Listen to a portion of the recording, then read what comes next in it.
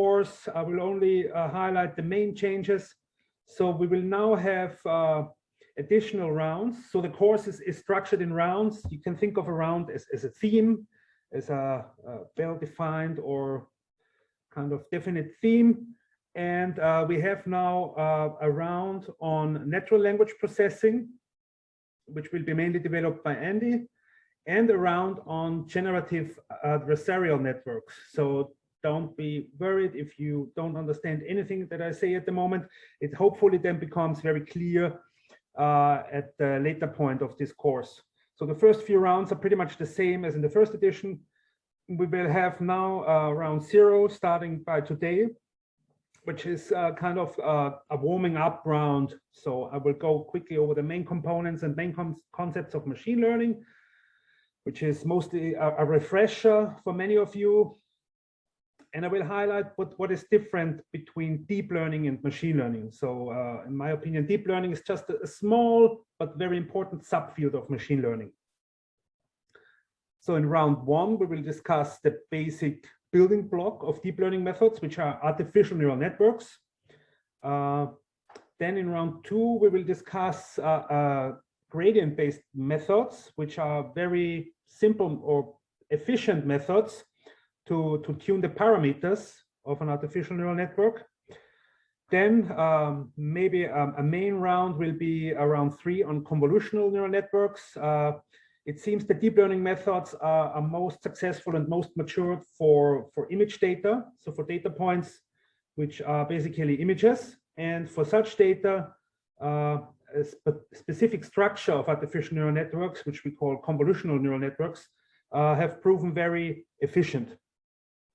Another important round is round 4 on regularization, which discusses methods to train big networks, and I will then later explain why this is a problem to have big networks. It's on one hand, it's good because they are powerful. On the other hand, it's a challenge to have big networks.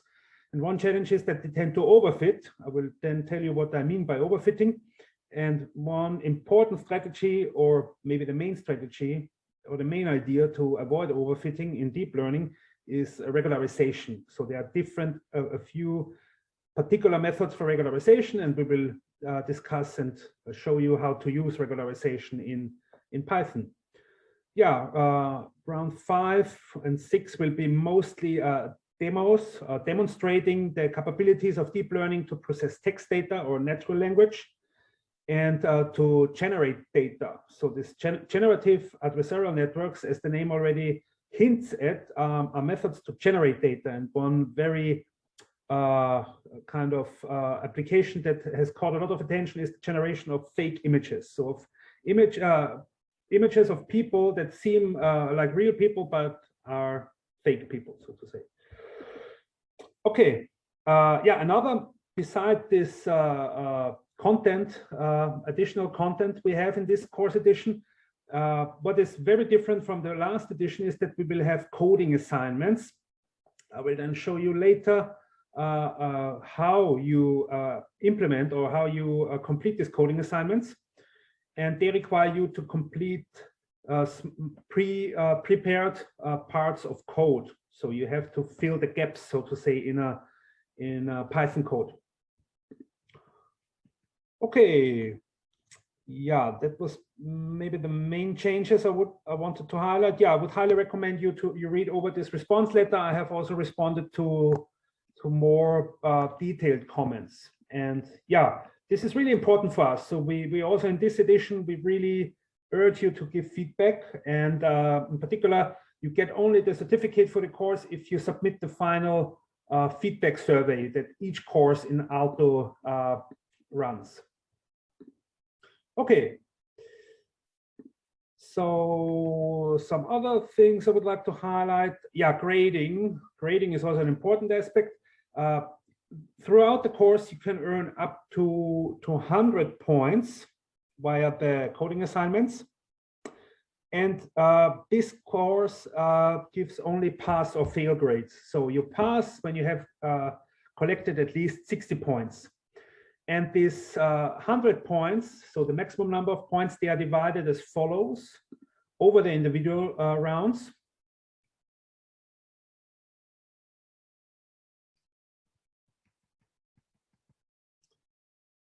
So most rounds are worth 18 points. So for round 1, you can achieve maximally 18 points. And the last 2 rounds are worth a bit less, and also the second round. So this amount of points also somehow indicates the importance, or the priority that we set on the different rounds. So as these points indicate, round 1, 3, and 4, these are the most important rounds. We really want you to understand what we teach there in these 3 rounds. Okay, but otherwise there are no minimum point requirements. So you can freely collect points as you go through the rounds. And if you have collected at least 60 points, you pass the course. Otherwise, next year again. Okay, yeah, here also in this My Courses section, you see videos prepared by Shamsi that show you how you can access these coding assignments. So as I said, this is an online course. So the interface from your side with the course is a web browser. And then you use the web browser to basically connect to 2 servers. One is the My Courses server, and the other one is the JupyterHub server. So you find here information how to access this server. Let me quickly show you how I do it when I want to go to the JupyterHub, and maybe you do it the same. I Google JupyterHub Alto, so I don't even need to know the precise web address. I just Google it, JupyterHub Alto. Find here already the first JupyterHub. Yeah, I'm already logged in. So maybe the first window that you will get looks like this, and you can use the same username and password as you use for My Courses. The same username and password work here. So you can log in. And then you will see, again, I don't see it because I have been logged in already. So let me quickly stop my server. Start server. So what you will see is a page like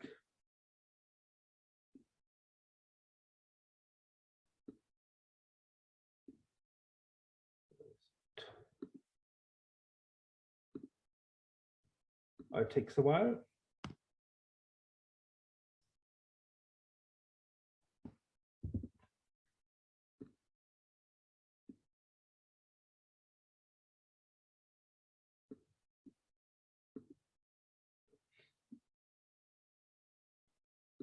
Launch server. Yeah, you will then see a page like this, and you see there are already quite a lot of courses at Alto which use this JupyterHub server to serve coding assignments or Python notebooks, more general. And in principle, maybe I should not say this, but you could use any of this. So if you're interested in computer vision, you could have a look. I think each student which can access JupyterHub can log into any of this, but you might not be able to do the assignments in these courses. So we are in Deep Learning with Python 2021. So you should choose this one, this option, and then start. Okay. Yeah, if you have troubles with accessing JupyterHub, with repeating the steps that I do now, please don't hesitate to contact us by email or make use of the Slack discussion forum. We also offer you a Slack discussion forum where you can chat or ask questions about the course, and other students can answer, or the course staff. We will once in a while have a look if there are open questions. So you see then here different tabs. One tab is assignments. As the name suggests, here you get to the coding assignments. And here I've already round 0. Round 0, just to emphasize, is not used for grading. So you get no points from round 0. This is just the warm-up round for the later rounds, so that you get used to this whole system of JupyterHub and to Python notebooks. So what these rounds consist of is files that are called notebooks, Python notebooks, and these Python notebooks, they contain text like this, beginning, some explanations, which give the background story, and code blocks. So the coding assignments, they look then something like this here. So we provide some ready-made code, skeleton code, and you have to fill in a few lines of code to complete some functionality. Here you find also in this notebook, you find explanations for how we indicate these gaps that you have to fill. So these gaps are indicated typically with your code here. And then you should put your code there to solve the task that we ask you to do in the explanation. So this orange, or what is this, yellow oranges boxes, they contain the instructions for what you should do in these lines of code that you should have to add. For example, here your task is to load in a data set and store it in a variable data. So yeah, that's then your task. Okay, and in the later rounds then, we will use these tasks to grade you. So you will then at some point submit them. We will give you detailed instructions how you submit the notebooks. For round 0, you don't have to submit anything. It's just a playground. But for later rounds, when you submit, we then use an auto-grader system that checks the code that you have inserted here. And based on if the code fulfills the criteria that we set here, you get the points. If not, you don't get the points. Okay, any questions at this point about the course structure and coding assignments?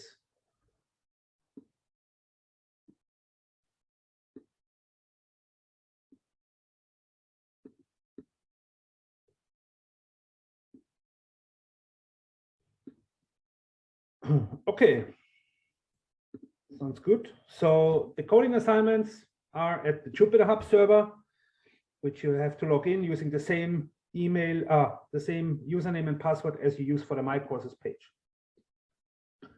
Do we have something else on the My Courses page I would like to discuss? Yeah, maybe to give a heads up for the schedule of the later rounds.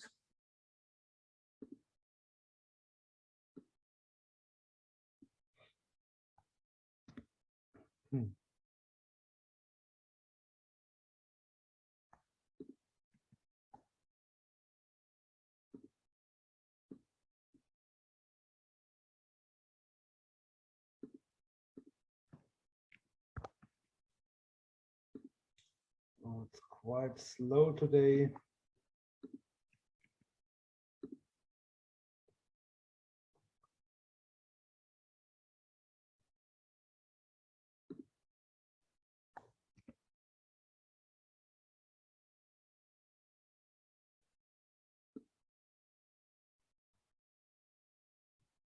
Yeah, good point. One student pointed out that one lecture is scheduled for an Independence Day.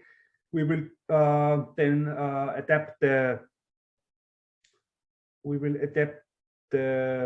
schedule to avoid being on the Independence Day. So this schedule is tentative. We will take into account such clashes with holidays or assignment weeks. We want to avoid also assignment weeks. Okay, this is very slow today, so maybe I'll stop the walkthrough and continue with the first round, the round 0 content. Yeah, there's one question. While we are submitting assignments, could we know at the same time of submission that assignment is wrong or right? Shamsi, could you comment on this? Yes, sure. So the assignments are graded only after the deadline. You will know your scores, final scores, only after the deadline.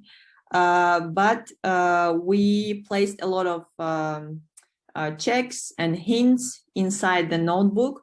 So for the most exercises, there are some kind of indirect hints if your solution is correct or not. Or if you're really kind of in doubt about your solution, you always can send the email or message on Slack and ask the question about your solution. Thanks a lot, Shamsi. Okay, Other questions? Yeah, it seems that the server is quite slow. Some students have to wait until they get the notebook list. Yeah, and you have to fetch. So you have to, on JupyterHub, there is a fetch button under when you go to the assignments. But I guess you see this in the walkthrough videos. So check, please have a look at the videos under the section JupyterHub notebooks and hub. There you might find the first solution, and if you find not help there, then write us an email or ask on, even better, ask on the Slack, because when you then ask there, also other students get the benefit of the answer. Yeah, they are not only coding questions, but also more high-level multiple choice questions at the end of notebooks. But they are kind of a form of a trivial coding assignment, because you have to set the variable to the index of the right answer. So it's also a coding assignment in some sense. Then another question, does this course require prior knowledge of Python packages, NumPy, Keras, TensorFlow? We really take it slowly, and we also have now in this round 0 notebook, there's also some material for NumPy, so a NumPy refresher, I guess. So you will have enough time to get on to speed if you're not already a bit familiar with NumPy. But so you don't have to, definitely don't have to be an expert with all NumPy functionality and or Keras or TensorFlow. No, that's not required. Don't worry.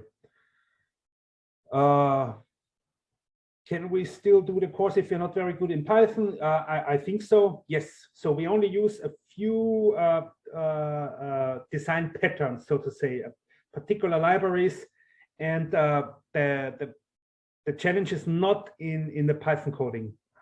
I guarantee you that.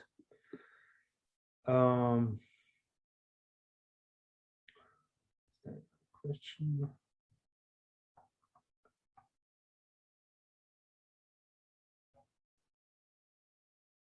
Yeah, so this lecture on the Independence Day, we need to adapt this.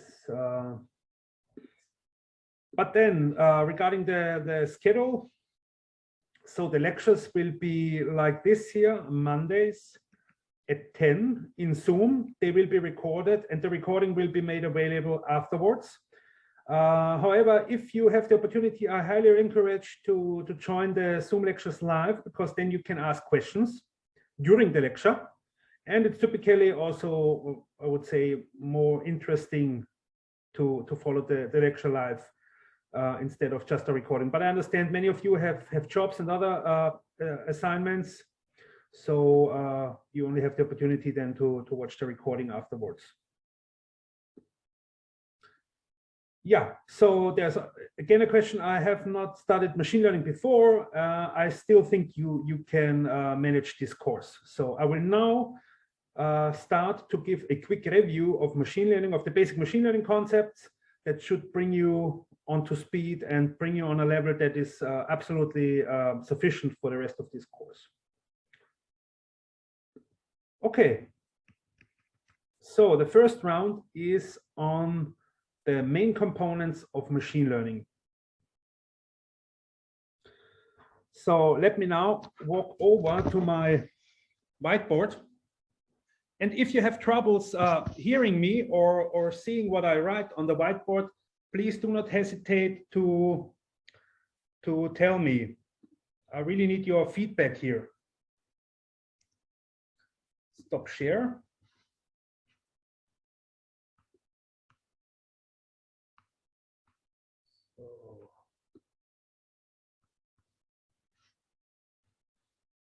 Let me, where can I see my?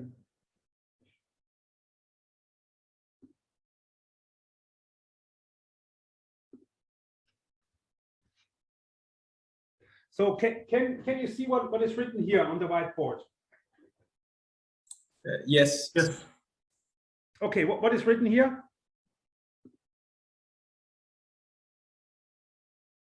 Data ML model loss. Yes. So these are the main components of machine learning. any machine learning method that you come across combines data with a model and a loss function. So this sounds a bit simple. So why only these three components? There are so many machine learning methods out there. The thing is, you can have very different representations of data. You can have very different types of models, and you can have very different loss functions to measure the quality of a hypothesis. So this big range or big universe of machine learning functions or deep learning methods or AI methods arises because you have so many design choices for all these three components. So let me show you a particular design choice by an example. So maybe some of you know this AI experiment web page, which is called the Teachable Machine.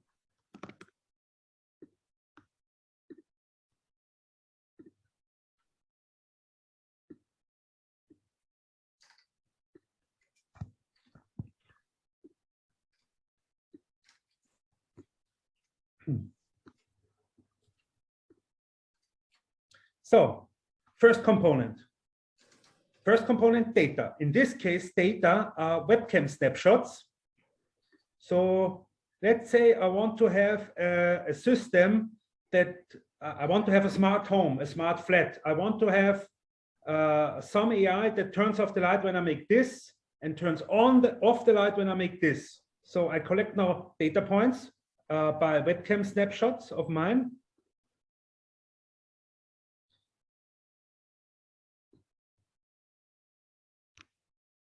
Which are all snapshots where my thumb goes up. And this is class 1. So this is light on.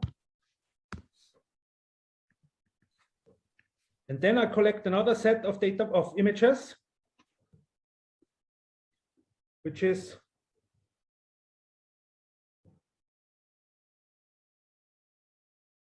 light off. So let's call this class or category of images light off. So what do I want to do now in machine learning or in deep learning? I want to learn a model that allows to predict, given the webcam snapshot, should the light be on or off. So I now train a model.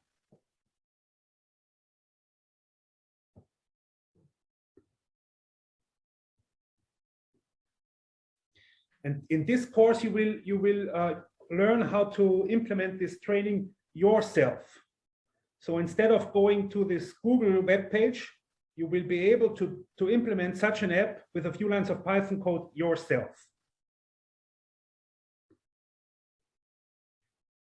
And you also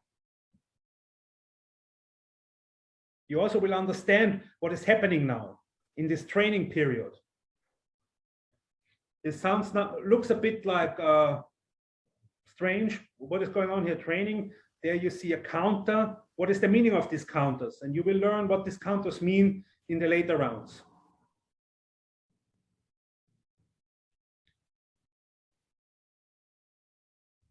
So I have now first component, data. Second component, a model. In particular, I train now a model on this data.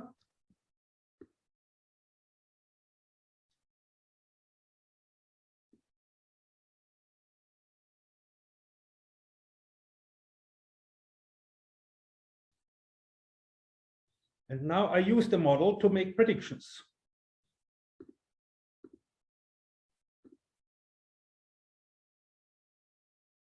So, and now the loss function is the quality indicator. This tells how often does the model make the right guess. So light off, light on. Yeah, that's good.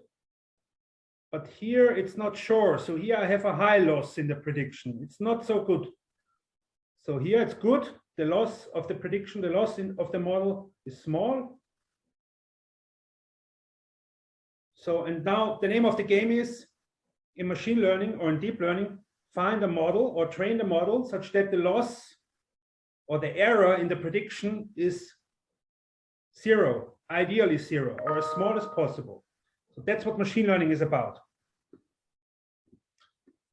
Okay, so let me go back to my whiteboard.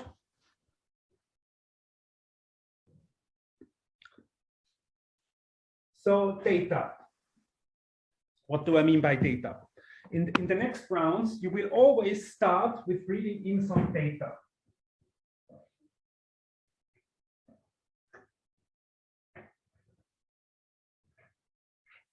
And data can be anything. So you really should think about data points just as objects.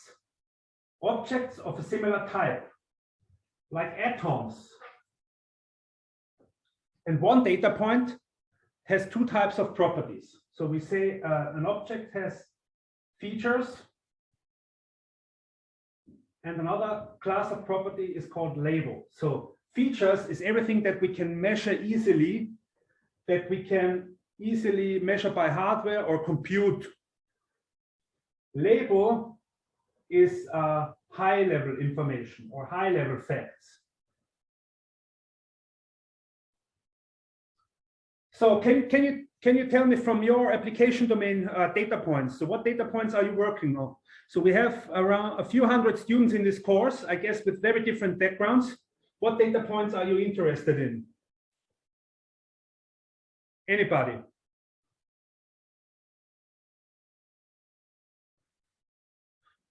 Students, yes. So one data point is one student. What are features of a student? What are properties that we can measure easily or read in easily?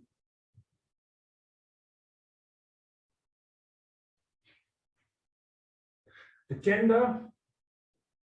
So me as a teacher, I can read easily the transcript, courses, coursework. What courses did he or she take before? What could be a quantity of interest or a high-level fact that I'm interested in about a student?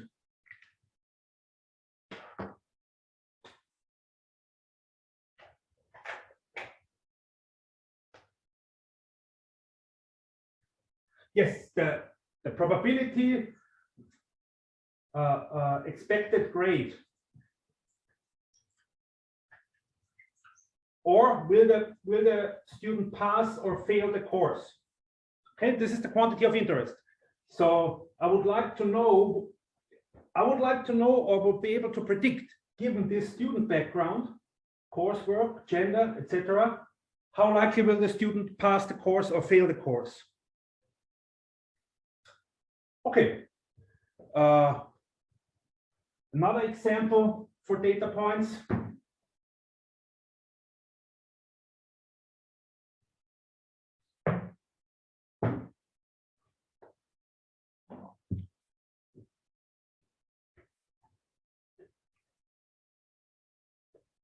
So COVID infections. But there was also an interesting, I was currently working with material scientists, and they are interested in designing or finding new material that is good in storing heat. So a data point could be material 1, and here another material 2, and so on and so forth. So what could be features of materials?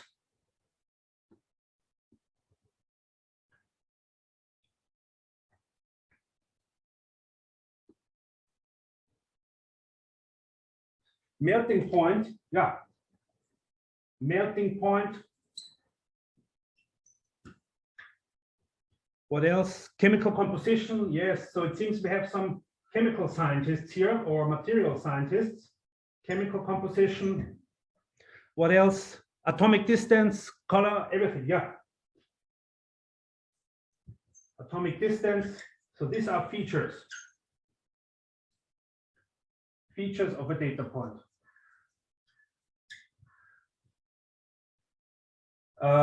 What could be a quantity of interest?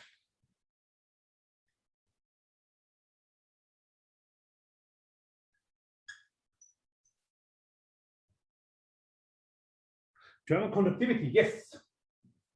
So the label here could be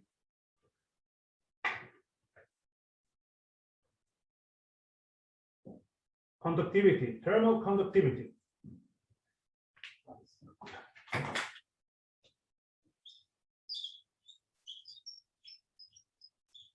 Yes. Very good. And so then we have different materials. Each possible material is one data point. It has features that we can measure easily in the lab. And then it has high-level properties that we cannot measure so easily. We could, I guess there's some way you can measure thermal conductivity, but this may take a long time and a lot of effort in the experiments and the measurement setup. So what we would like to do is we would like to learn a hypothesis. I call this hypothesis. A hypothesis map or function that reads in the features and predicts the label. So in mathematical terms, what we would like to have is, so in this course, we always represent features by numeric arrays. So numeric arrays in Python, you represent by NumPy arrays, or in mathematics by vectors. So all the features we stack into a numeric array. So we have here the first entry up till the n minus first. So I start here indexing with 0 because in Python we start indexing with 0. In mathematics you would start indexing with 1 and then you will up to n. But in Python you start the index at 0. So what we would like to learn is a hypothesis that reads in the features and outputs a guess for the label. So this Y always represents the label. So label Y, this is the thermal conductivity, might be the thermal conductivity. Okay. So that's what machine learning is about. Find a good hypothesis, or find a hypothesis that allows to predict the label just from the features. 99.9999999% of machine learning and deep learning and AI is about finding such a function. Yeah, you might ask yourself, what is the difference to curve fitting then? Well, it is curve fitting in the end.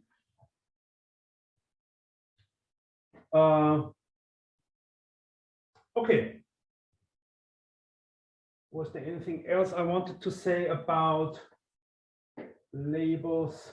Yeah, so in deep learning applications or in the later rounds, when we look at images. So let's now focus on images, data points being images.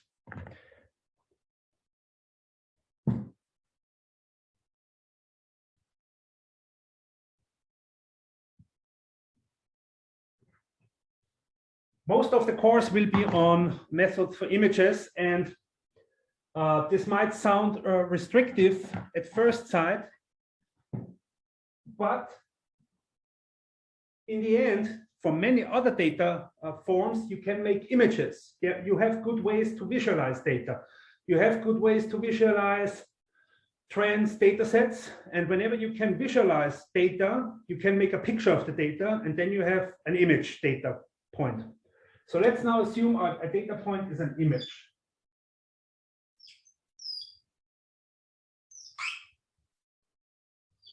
And in the simplest form, it's just an array of pixels.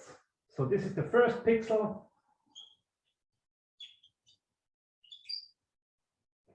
Oh, you have problems to see this here.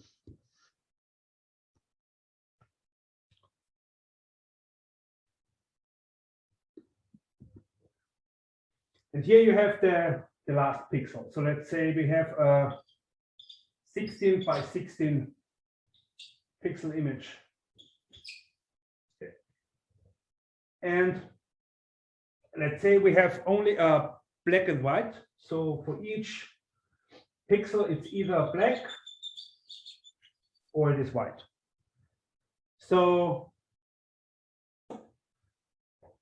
what could be features of such a data point?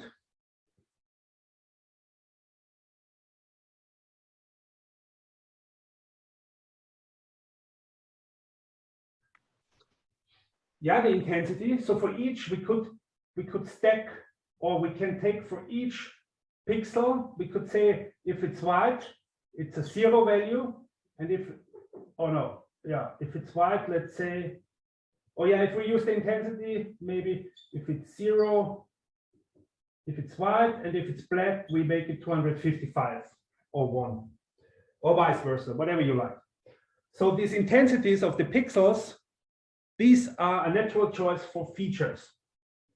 And in Python, we can represent such a numeric array. So this is a numeric array of intensity values.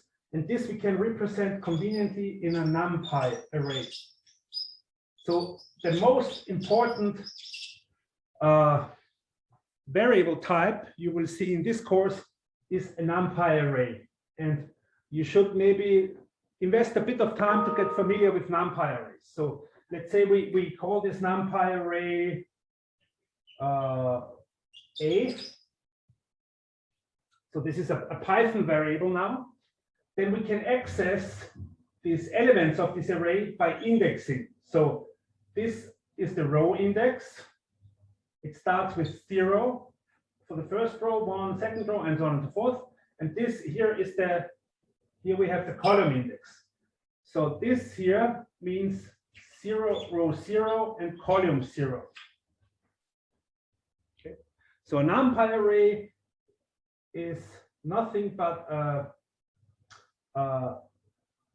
an arrangement of numbers.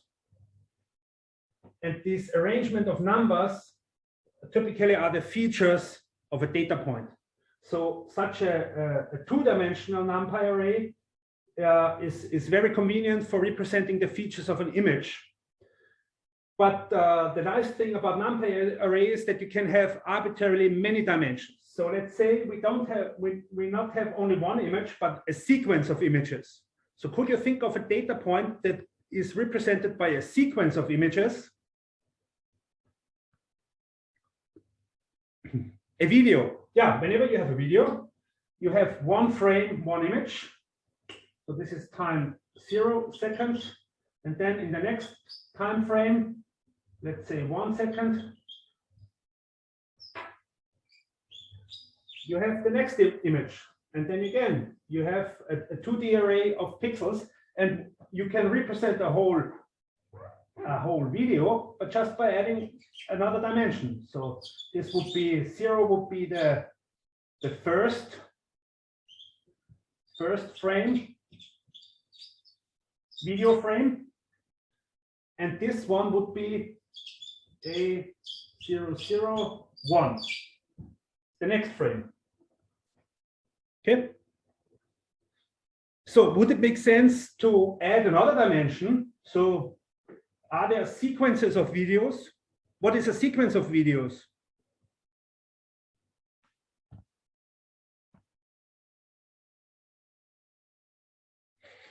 Does it make sense to have data points which are represented by sequences of videos? Well, what's a series? Like Breaking Bad or The Sopranos, it's a sequence of episodes. Each episode is a video. So you have then such a Netflix or HBO series would be a 4-dimensional NumPy array. Okay, and let's say we have then such a 4-dimensional NumPy array representing HBO series. What could be the features here? Well, yeah, the features could be this pixel intensities of each frame of each episode of the series. And what could be the quantity of interest?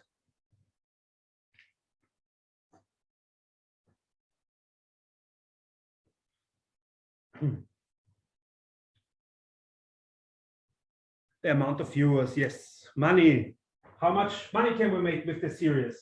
We would like to predict, I mean, this would be, if you develop a deep learning method that is able to predict this, you will be not long here anymore in Finland, but move to Hollywood or to the Netflix premises and help them predict the success of a draft for a series.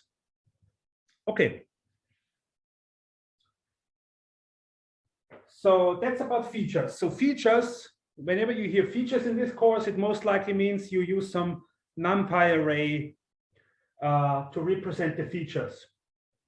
And if you have several data points, so let's say we are not kind of binding those different images to a single video, but the images, these different images would represent different data points.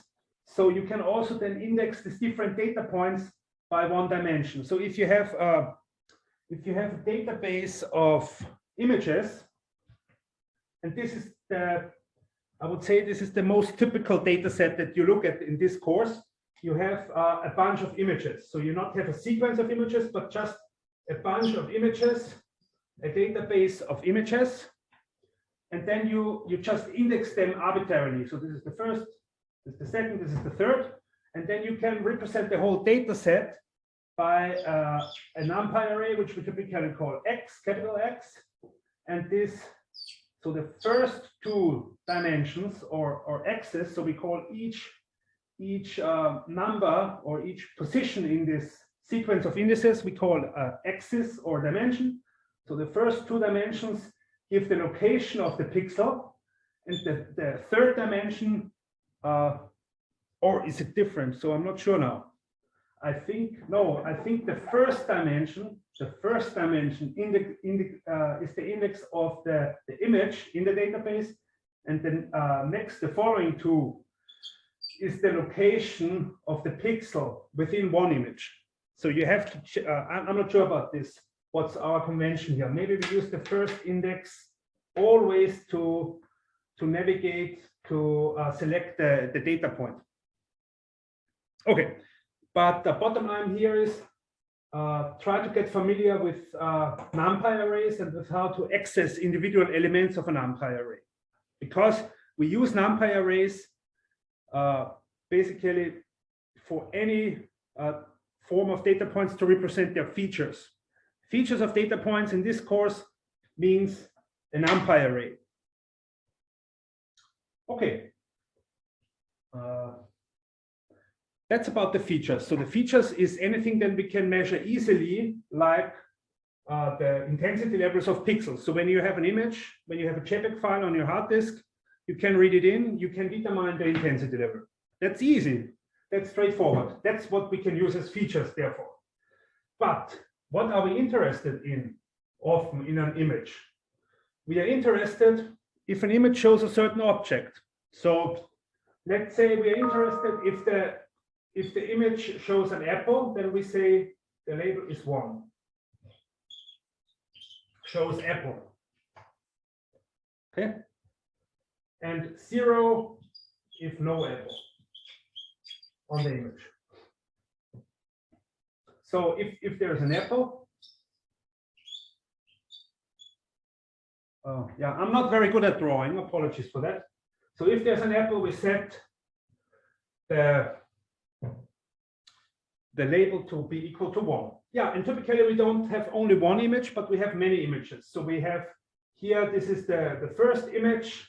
The label of the first image is 1. Then we might have another image which shows the banana. So here the label, so let's say this would be the second image. So here would be 0 because it doesn't show an apple. And again, like the features, we find it also convenient typically to stack the labels into a NumPy array. So we can stack these numbers, ones or zeros, also into a NumPy array, and this we call the label vector or the label NumPy array. We always like to organize data as NumPy arrays in this course, but this is only just one way to organize data. Many others would be possible, but in this course, the key data type to represent data, to represent the features, and the label of data are NumPy arrays. Okay.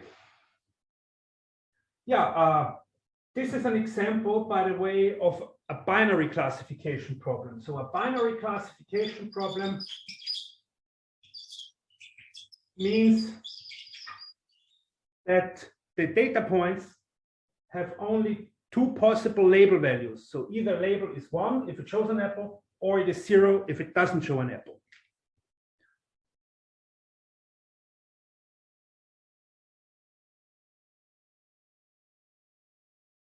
So there is now other types of problems where you not only have two label values, but let's say you have three possible categories. So you have apple, two, at least, or one means one apple, at least two apples, and label value 0 means no apple. So you have several different label values, but still a finite number of label values. Then we call this a multi-class problem or multi-class classification. Okay, so multi-class means you have more than two different label values. We will look at some of these multi-class problems later. Yet another type of problem is when you have, let's say, you're not interested only if an image shows one particular object, but you're interested for several objects if they are present in an image. So let's say you are interested if an image shows an apple, if an image shows a banana, or a cherry. Okay, so then you could say for each data point, the label is a sequence of zeros and ones. So if it shows an apple, it's 1. If it contains a banana, 0. If it contains a cherry, let's say here, it would be 0. But there could be an image which contains an apple and a banana. So here we would have 1, 1, 0 for the label. So the label here in this case would be a NumPy array with one dimension. So one-dimensional NumPy array could be also a label for one data point. So this type of problems, they are referred to as multi-label classification problems.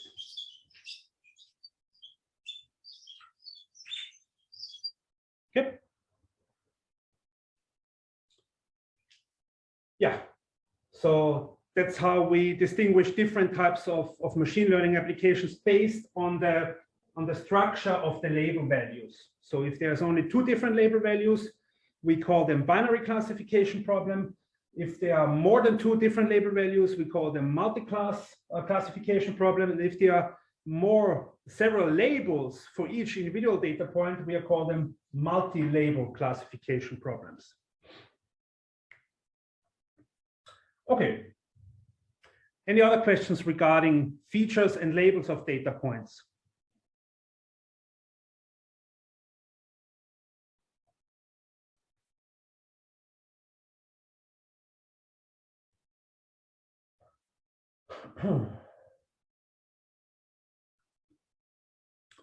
Okay, then I will continue with another component of machine learning,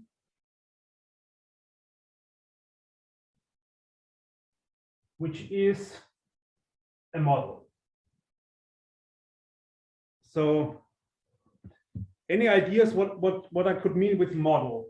So, what is the model used in a machine learning method? Or which type of models do we use in machine learning? Linear. What is a linear model?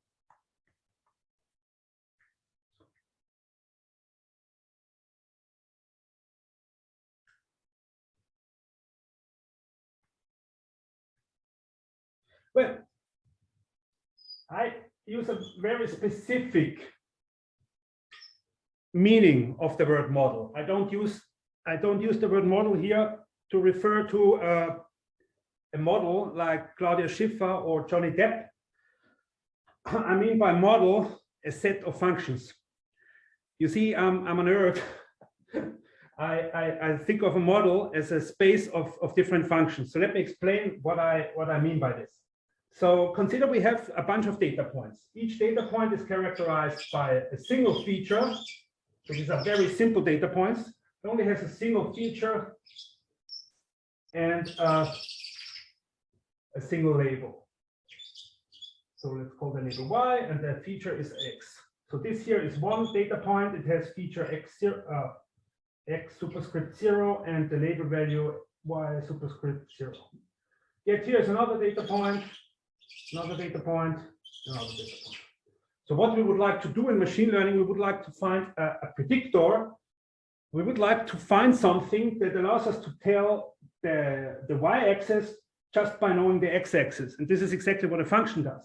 So we would like to find a hypothesis that is somehow able to predict the y coordinate, the vertical coordinate of a data point just by knowing the horizontal coordinate, the feature.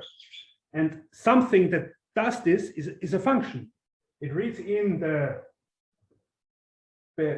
horizontal coordinate and outputs something that is a vertical coordinate.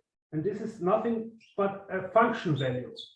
So this a function is an abstraction of something that reads in the horizontal coordinate of a data point of a point and outputs the vertical coordinate. That's what a function does. So, and we call this function here hypothesis, or I like to call it hypothesis. More cooler names are predictor or classifier, depending on the type of label values. If the label values are binary, for example, then we call it classifier. If the label values are numeric, we call it a predictor, but I like to call it hypothesis. It's general and it sounds cool for me. A model now, what is a model? A model is a set of different hypotheses. So let's say we have here, okay, now it's time to use color. We have here another function. So this is another function. Let's call this, can you see this anymore? If you're a bit more. This is H2. This is yet another hypothesis, another possible predictor function. So this is already a model, by the way. Yeah, please use these emojis. I got now a thumb up emoji for something that I did. This is very nice feedback because I see it clearly. I don't have to always look in this text here, this text chat. So this is a model, two different hypotheses. This is a set of different hypotheses. We call it a hypothesis. I call it typically a hypothesis space, but I found that a more cool name is model. So a model is a set of different hypotheses or predictor functions. And what is machine learning and deep learning about? It's about finding the best out of a set of hypothesis functions. And there was one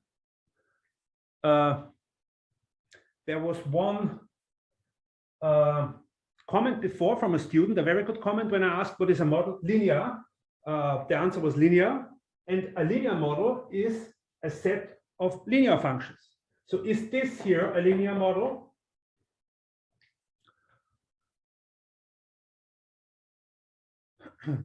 No, why not? Is the model constituted by these two predictor functions a linear model? Yeah, no, it's not, because the blue one here seems not linear. So it might not be a linear. A linear model consists only of linear functions. So if I would have only this red and green curve here, so this is yet another possible hypothesis. So only these two here, this red and this green one, this would be a linear model.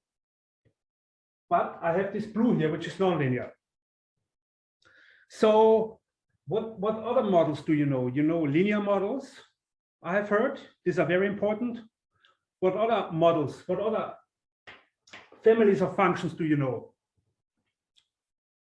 Quadratic, polynomial, this could be a polynomial.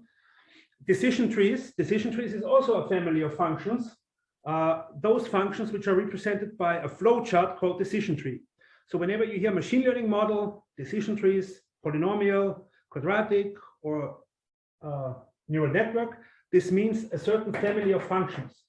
And in this course, since we are talking about deep learning, we will focus on a family of functions that is represented by an artificial neural network. An artificial neural network is nothing but a graphical form, a flowchart-like description of a function. So one way to represent the function is by drawing its graph, like I did here. This is only one way to represent the function.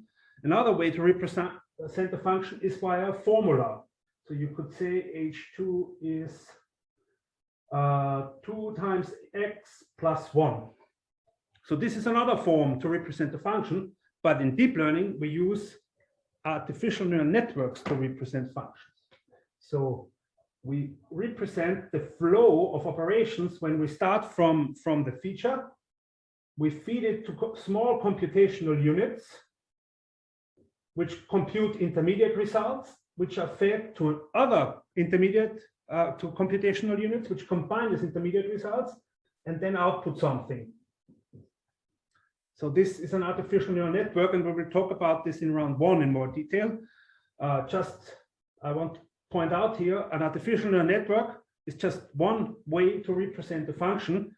And as you might infer from this popularity of the term deep learning, it turns out to be super powerful and efficient way to represent a function like this, and not using formulas.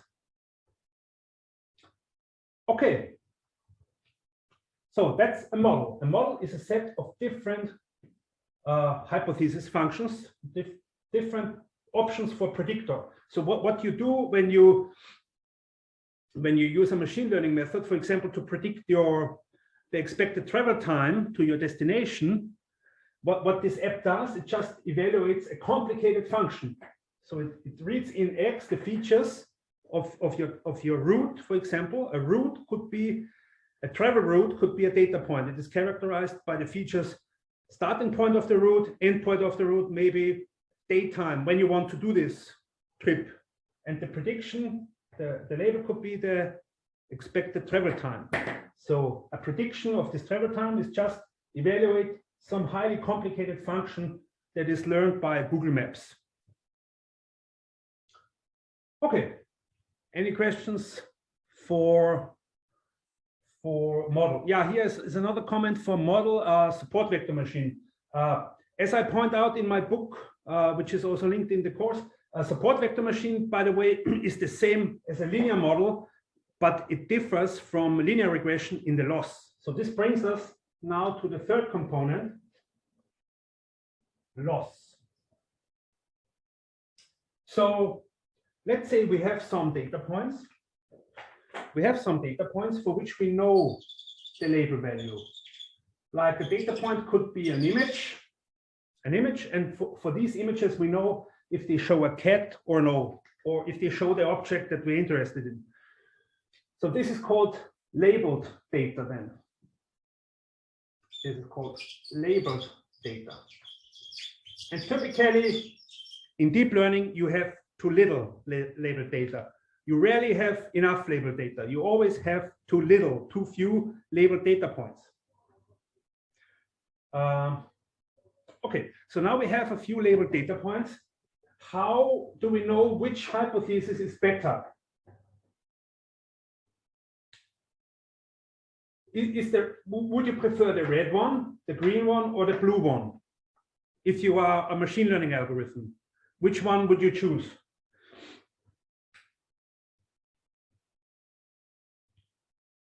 The blue one, yes. Why the blue one? Well, it seems to be close to this labeled data points, and it seems to be close. We need to make more precise what we mean. It seems to be close. You need to formalize why you came up with blue here as the answer to my question.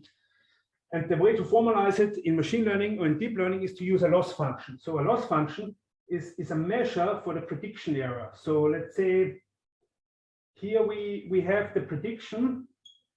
Here the predicted label value is, so this is called the first hypothesis H superscript 0, and here the predicted label value is H0 applied to X0.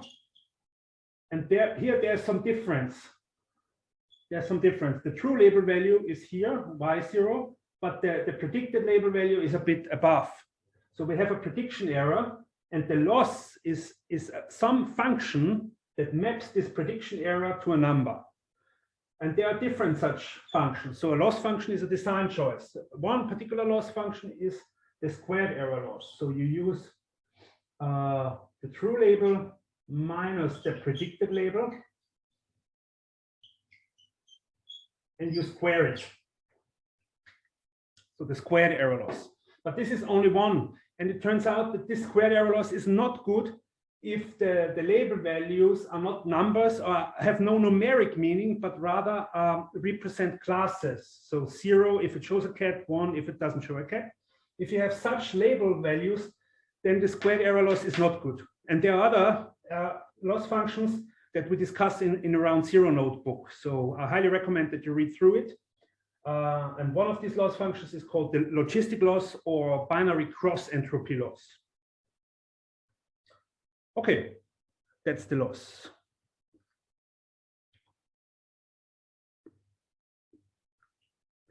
Yeah, so now we have all three components. So what is machine learning about? Let's bind them together, these three components.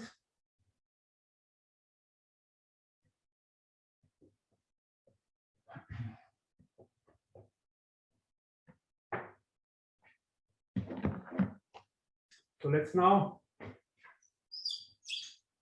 put pieces together.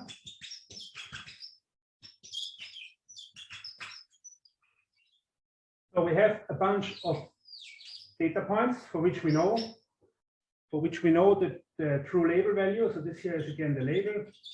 This is a single feature, numeric feature. We have some data points. So what we do in machine learning, we have a large set of hypotheses, and we try to minimize the error on this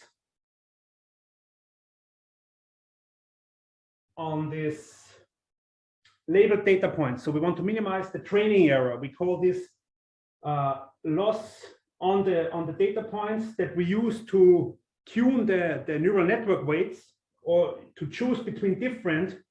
Let's say here we have chosen between the red and the green one. So the red one is one hypothesis and the green one is one hypothesis. And if we want to minimize the loss on the training data points, the machine learning algorithm or the deep learning algorithm that you will then use in Python is 0. But now I have been pointed out that I'm quite talking a lot. So maybe let's have a 5-minute break, and I will continue with the last part of my lecture.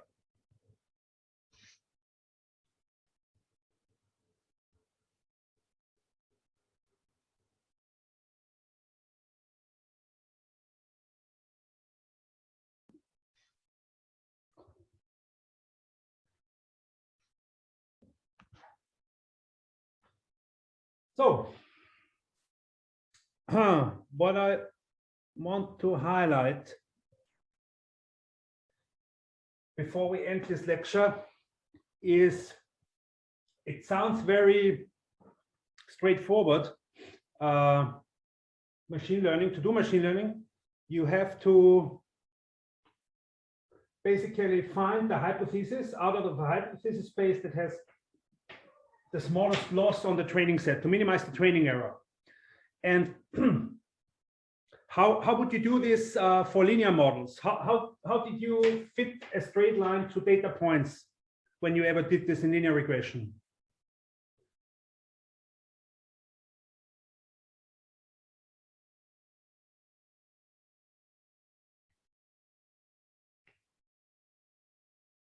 Well, one way is to write down the squared error and take derivatives, set to 0, and look which gives the best parameters of the straight line. So to do it with pen and paper, but here we do it, of course, with Python. So what you do, you typically have then some variable Python object, which is called model or deep model, and this has a function which is called .fit. So you will see this .fit function a lot in this course, and use it. So when you hit the .fit function, what Python does is it looks over all possible hypotheses it can represent with a given neural network, and picks the one which has minimum error on the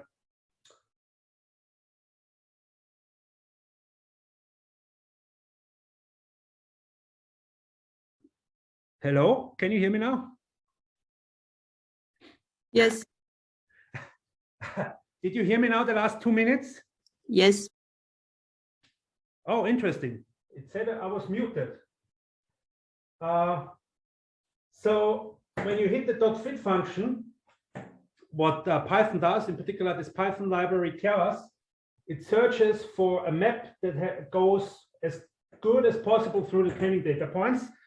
And what is tempting in deep learning is that you typically will find a function that perfectly fits the training data or has training error 0. So you will get then some curve. You typically represent these training errors as a curve. So as training progresses, you start maybe with the green one, which has a large error. So this is the training error. Over time, over training time, we will explain what this means in detail. This time means in the training, but this typically will go down. So you will find better and better, and at some point you have something like this red predictor, which means you have training error 0 essentially. And then you look at these curves. You have run the .fit function. The training error gets to 0, so you found a hypothesis that perfectly fits the training data. Are you done? Are we done then?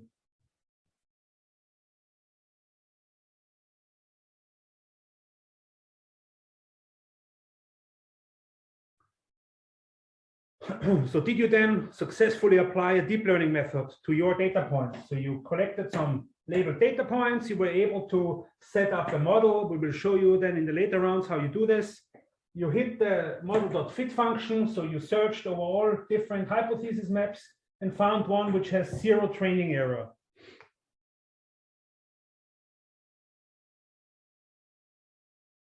Yeah, this means not much. So when you have managed to get the training error down in such plots, so you have found a hypothesis that goes to the training data, this essentially only means you were able to use the .fit function. The .fit function works, but it doesn't tell you much about the quality of the resulting predictor, because this predictor here, for example, looks a bit unreasonable. If you, for example, let's say the feature X, one of my favorite machine learning applications is where each point here represents a day, a certain day during winter, and I like to go cross-country skiing. So this feature is the minimum daytime temperature. And this label, the quantity of interest I want to predict for a day, when I'm in the morning, when I'm getting up and see it's a nice day, I want to predict the maximum daytime temperature. And you can then get these data points, for example, from the Finnish Meteorological Institute. You can download recordings of previous days. So you know the minimum daytime temperature and you know the maximum daytime temperature. So I then could say, well, I learn a hypothesis. I try to find a hypothesis that reads in the minimum daytime temperature that I can see in the morning, that I can determine in the morning, and predict the maximum daytime temperature.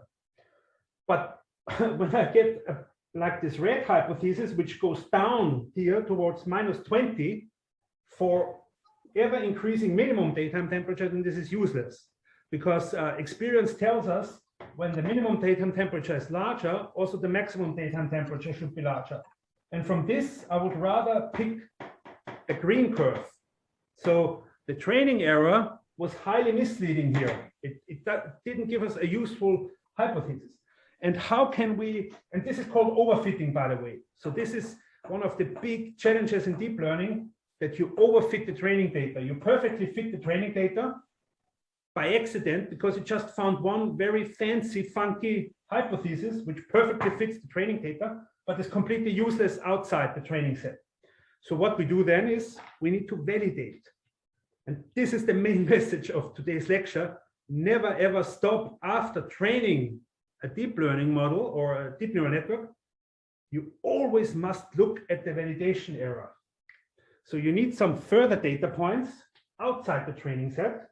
So let's say we have collected a bit more data points, historic recordings, and look how the hypothesis that you trained on the training data points does on the validation. We call those validation or test or validation data points.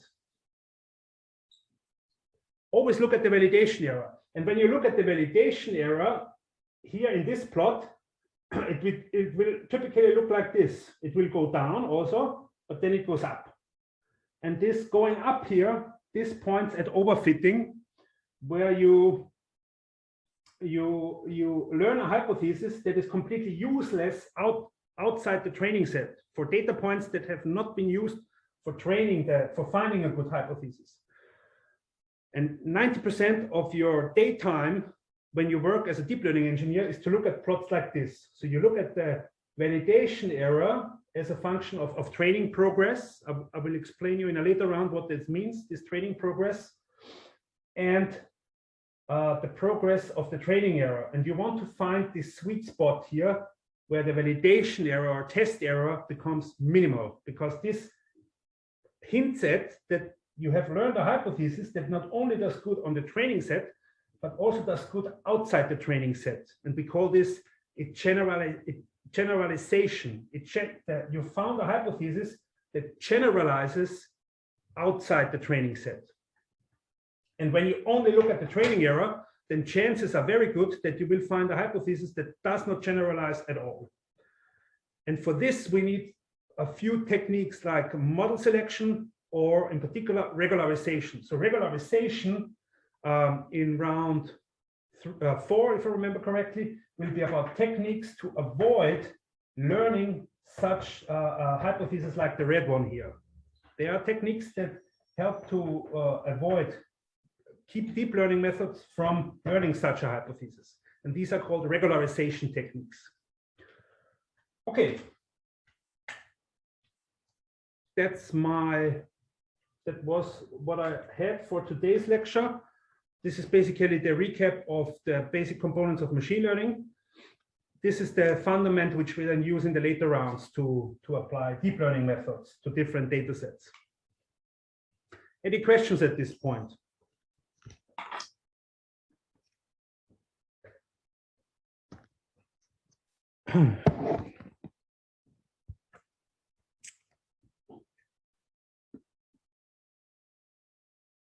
Yeah, the reading material is the book.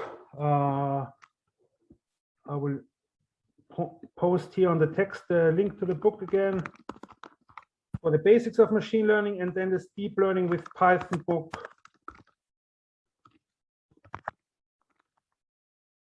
by François Collet. You can access this via the Auto library using your login. There is no exam. You just have to do the coding assignments and collect points during the coding assignments. There will be no exam.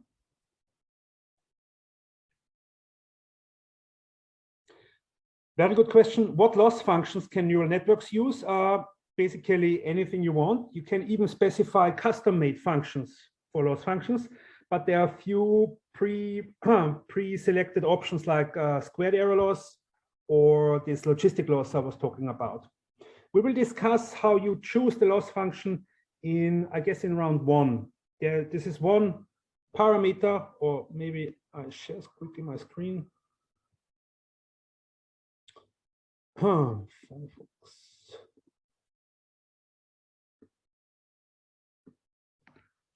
Google Keras loss functions. And there's a list of pre-selected or pre-defined loss functions. Here, loss functions for regression problems. Regression problems means that the label value has some numeric meaning, like a length or a temperature. Then these probabilistic losses are for classification problems that I mentioned. Yes. And how you choose the loss function, when you set up a machine, a model in deep learning, and we will show you this in the later rounds, there's some point where you use a compile function, and in this compile function, you choose the loss function. So here you see, here in this case, the loss function is called the sparse categorical cross entropy. You don't need to understand the details of this loss function. You just should be aware that you can choose between different loss functions with this command here. Okay, any other questions?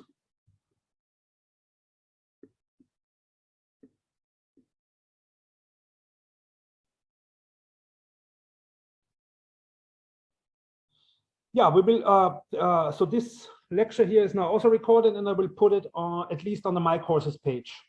So you will get it via the My Courses page, and I will send out an email notification with instructions how to or where to find it.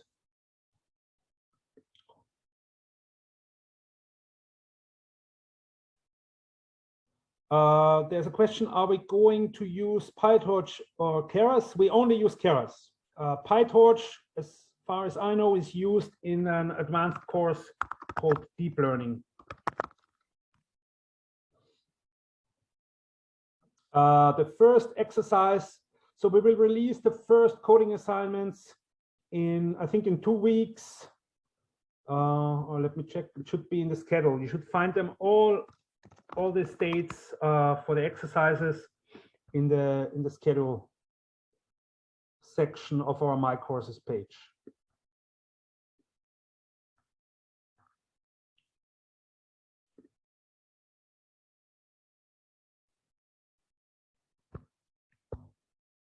Course schedule here.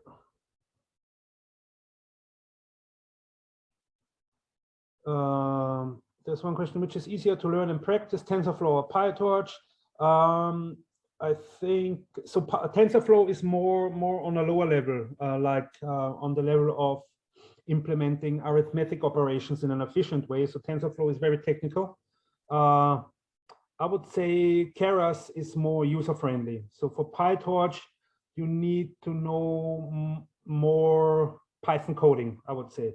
Yeah, PyTorch requires more skills in how to use Python object-oriented programming techniques. And Keras is really, you just have a function that does the job, and you call the function, and it should do the job. So it's more like calling functions. So the first exercise is released on the 27th of September, and the deadline is 11th of October. So you still have time to warm up and get used to Python, to these basic components of machine learning.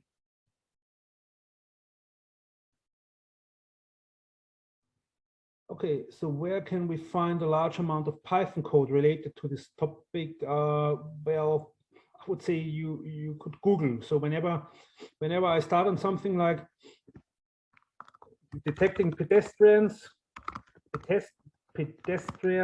in drone video, I look for Python notebook. I just Google it, and then you find blogs or repositories containing code snippets. So this Python is so much around. I would say just use Google search. There is no single repository that covers all the aspects you need.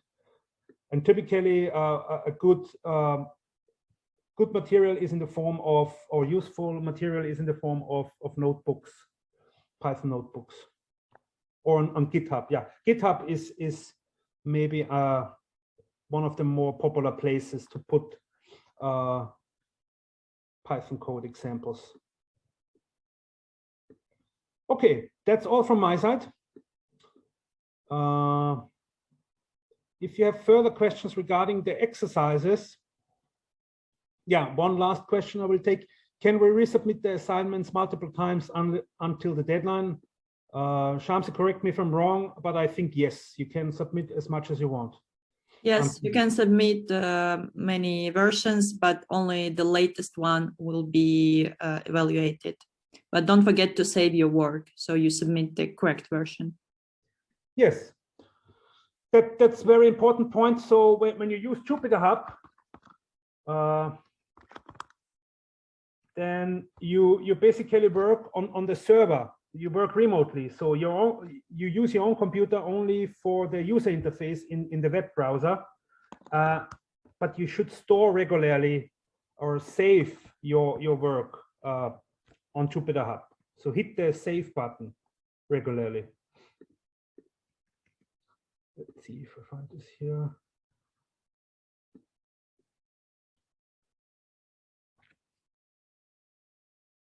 Yeah, and just as you know, on the chat, there are great suggestions for repositories, deep learning repositories. Please use also the Slack discussion forum to post such pointers to good material. So when I go to round 0 here, yeah, whenever you work, always hit the save icon to make sure that no work is lost in case the server goes down for some unexpected reason. Okay, yeah, that's now all for the starting. Do not hesitate to reach out to us by email or on Slack. And otherwise, have a nice week and see you next week on Monday. Bye.